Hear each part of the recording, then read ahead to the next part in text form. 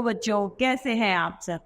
आज हम हमारा पाठ राम सीता का विवाह पढ़ेंगे। इस पाठ में हम हमारे भगवान प्रभु श्री राम और माता सीता की विवाह के बारे में जानकारी लेंगे।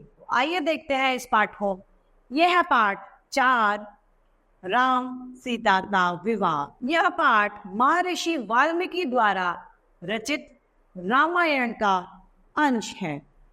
इस पाठ का उद्देश्य बच्चों को भारत के प्रति ग्रंथ तथा संस्कृति से परिचित कराना है। जनकपुरी मिथिला में राजा जनक नाम के राज करते थे। अब जनकपुरी में जनक नाम के राजा जो थे वह राज्य करते थे।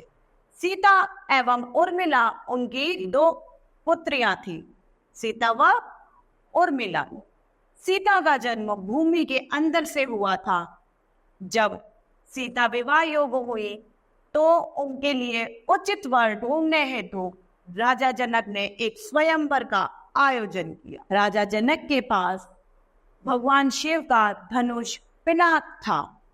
धनुष का नाम था पिनाक, जिसे सीता ने एक बार खेल खेल में उठा लिया था। तभी राजा जनक ने यह प्रतिज्ञा की थी कि जो इस धनुष को उठाकर इसकी प्रत्यंचा चढ़ा देगा उसी से सीता का विवाह संपन्न होगा। खेल खेल में माता सीता जी ने वो भगवान शिव जी का धनुष उठा लिया था और तभी राजा जो उनके पिताजी हैं जनक जी, उन्होंने यह प्रतिज्ञा की थी कि जो भी राजकुमार इस धनुष को उठाकर प्रत्यंचा चढ़ा देगा वही सीता माता का वर होगा। स्वयंवर में दूर दूर से राजा और उनके गणमान्य लोग आए हुए थे। उस स्वयंवर में महामुनि विश्वामित्र के साथ राम लक्ष्मण भी उपस्थित थे। वहां भी भगवान श्री राम और लक्ष्मण जी भी मौजूद थे। राजा जनक ने अपनी प्रतिज्ञा के विषय में उपस्थित लोगों को बताया।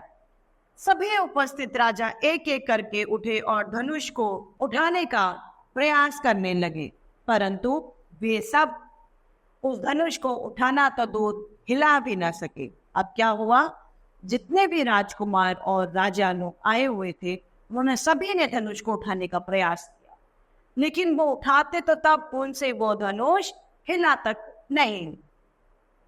यह सब देखकर राजा जनक बहुत दुखी हुए और बोले, लगता है यह धरती वीरों से खाली हो गई है।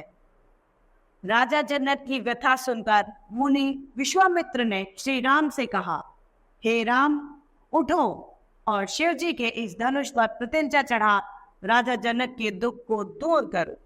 अब विश्वामित्र जी को अपने शिष्य पर पूरा विश्वास था और उन्होंने कहा, हे राम, उठो और इस धनुष पर प्रत्यंचा चढ़ा दो और इस राजा जनक के दुख का निवारण करो। गुरु की आज्ञा पाकर श्री राम ने गुरु के चरणों में सिर झुकाया और धनुष को उठाकर जैसे ही प्रतिज्ञा खींची, एक भयंकर ध्वनि के साथ धनुष मध्य से टूट गया। जैसे ही उन्होंने उठाया धनुष और प्रतिज्ञा चढ़ाई, एक बहुत बड़ी आवाज आई और वो धनुष के 2 टुकड़े हो गए। राजा जनक के हर्ष का ठिकाना ना रहा। मतलब राजा जनक बहुत खुश हुए। वह खुशी से फूले नहीं समा रहे थे। सारे ब्रह्मांड में जय जयकार की ध्वनि गूंजी। सारे ब्रह्मांड में जय जयकार होने लगी पूरे में। अब राजा जनक की प्रतिज्ञा के अनुसार बेटी सीता हाथ में जयमाला लिए दरबार में उपस्थित हुई। अब उन्होंने प्रतिज्ञा की थी कि जो इस धनुष को तोड़ेगा उसी से ही मेरी बेटी का विवाह होगा, और राम जी ने उस धनुष को तोड़ दिया। अब वो उनकी बेटी माता सीता वरमाला लेकर दरबार में उपस्थित हो गई। उन्होंने श्री राम के गले में जयमाला डाल दी। इस प्रकार श्री राम और सीता का विवाह संपन्न हुआ। तो बच्चों, इस तरीके से हमारा एक पाठ सीता और राम का विवाह संपन्न होता है।